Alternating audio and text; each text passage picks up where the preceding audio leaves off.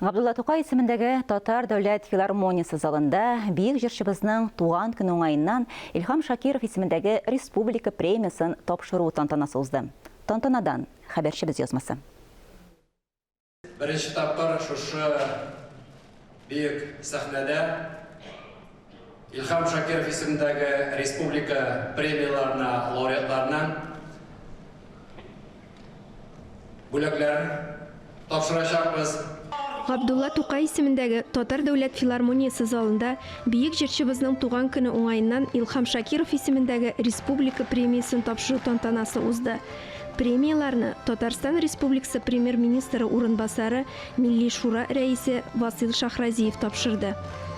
Әлеге премия Россиянең һәм Татарстанның халык артисты Габдулла Тукай исемендәге дәүләт премиясе лауреаты, алтын Аполлон бүләге иясе Илһам Шакировның исемен мәңгеләштерү максатында булдырылган.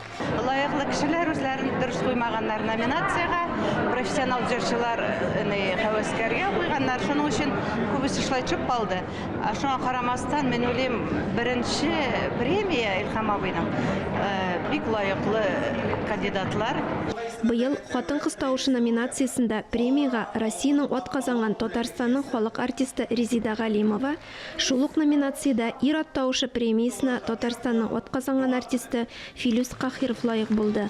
Халыкчан җырчы премиясе Флүр Шакировка тапшырылды. Бу Илһам абый иҗатының дәвам ителешендә тагы бер баскыч. Инде менә бу премияга лайык булу минем өчен горурлык. Чөнки Илһам абый минем туганым. Конкурсларда катнашканда Илһам абый жюри әгъзасы булды. Аннары гастрольләргә чыкканда да Илһам абый яныбызда булды. Аннары Илһам абыйның менә үзенең ничек чыгыш ясауларын карап торырга да бик сыкланып карап тора иде. Премия 2 елга бер мәртәбә биреләчәк. Ләлә Зайнуллина, Илдар Галәутдинов, Татарстан яңалыклары.